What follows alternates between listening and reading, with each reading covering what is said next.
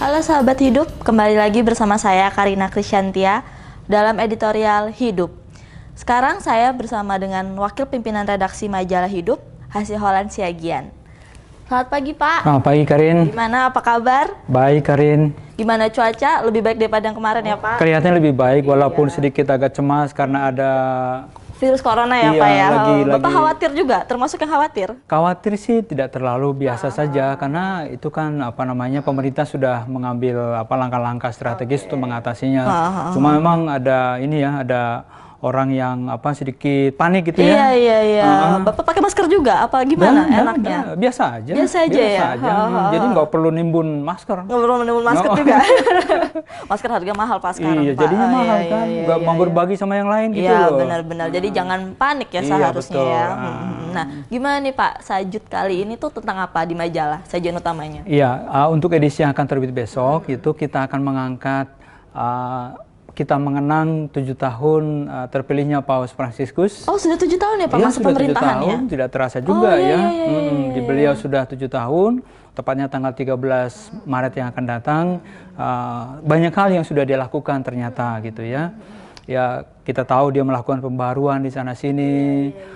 Sesuai dengan namanya Fransiskus, dia perhatian pada orang kecil, terpinggirkan, termasuk kaum perempuan. Oh, termasuk kaum perempuan juga, dan Pak? ini kelihatan di belakangan ini dia mengangkat begitu banyak kaum perempuan profesional di pemerintahan di Vatikan. 7 tahun. Tentu banyak hal yang sudah beliau lakukan begitu. Itu termasuk di Indonesia Pak, maksudnya kaum perempuan? Iya betul, di Indonesia sih kita akan lihat ke depannya seperti apa, bagaimana para uskup di Indonesia juga mengikuti apa yang dilakukan oleh beliau di Vatikan sana ya.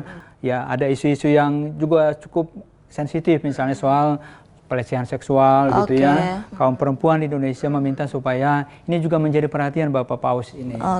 Ngomong soal Bapak Paus nih, bener nggak sih mau datang ke Indonesia Pak? Nah itu dia Karin ya, harapan kita bahwa sesuai dengan yang berita yang berkembang, makin kuat harapan bahwa beliau akan datang, apakah di bulan September, apakah di bulan Oktober, kita serahkan saja kepada pemerintah ya. Dan kita berdoa supaya beliau sehat dan akan datang ke Indonesia untuk bertemu dengan umatnya di Indonesia dan juga untuk rakyat Indonesia begitu. Sebetulnya umat Indonesia juga udah nggak sabar nih Pak. Iya sebetulnya iya. Bener nggak sih kabarnya gitu. Nah kalau untuk kaum perempuan lagi nih Pak, rubrik-rubrik yang yang nantinya ada inline nggak? Oh iya masih ada ini. Memang edisi ini kelihatannya sih saling melengkapi ya. Di konsultasi keluarga misalnya ada pertanyaan dari seorang perempuan yang sudah menikah mengatakan bahwa bolehkah saya menikah lagi? Boleh menikah lagi? Kenapa gitu ya? Karena suaminya katanya sudah cukup lama meninggalkan dia tanpa kabar berita gitu ya. Sementara dalam perjalanan waktu ada laki-laki yang sudah mendekati dia dan kelihatannya serius untuk menjalin hubungan yang baru, bahkan mau ke jenjang pernikahan. Nah, si perempuan ini bertanya, apakah dalam gereja Katolik hal ini diperbolehkan apa tidak gitu. Dan itu Romo Erwin menjawabnya dengan tentu saja mengikuti hukum gereja. Nah seperti apa nanti pembaca hidup bisa lihat di sana lengkapnya seperti apa. Perlu disosialisasikan juga ya Iya Pak, dong, ya, supaya juga semua tahu hal-hal semacam ini kan banyak dialami oleh perempuan-perempuan Katolik atau perempuan Katolik yang sudah menikah tetapi ya tidak kedengaran rimba raya dari di mana suaminya begitu ya. Pergi meninggalkan begitu aja. Itu kan juga menjadi perhatian kita gitu ya. Nah kalau bagian kesaksian Pak bagaimana? Iya masih tentang perempuan ini, seorang perempuan masih seorang pelari maraton dari Amerika, namanya Julia ya. Yang menarik dari dia adalah ketika dia ikut perlombaan, dia juga bawa bayinya di kereta dorong. Di kereta dorong gitu. Ya, jadi lari sampai bawa bayi.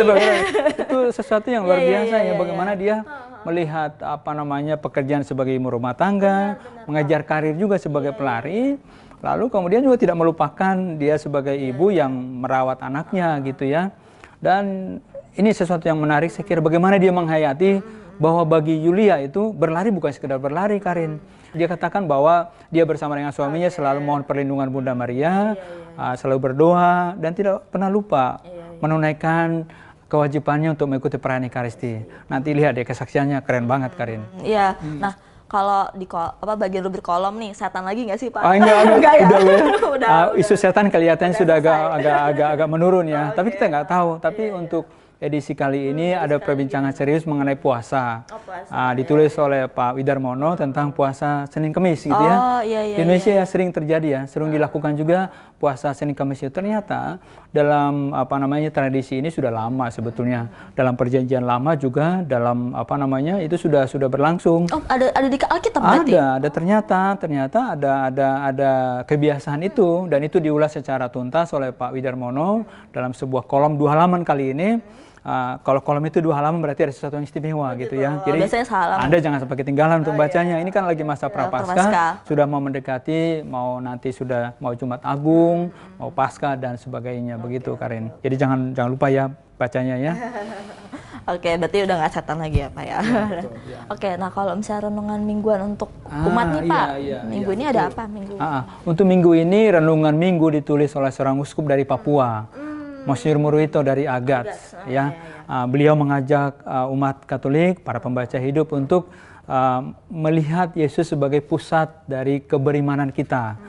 Seperti apa kita menghayati kedalaman rohani kita, tentu saja kita nggak bisa lepas dari Yesus sendiri sebagai yang datang ke dunia untuk menyelamatkan kita. Lengkapnya renungan beliau nanti bisa lihat di situ ya, jauh-jauh dari Papua loh.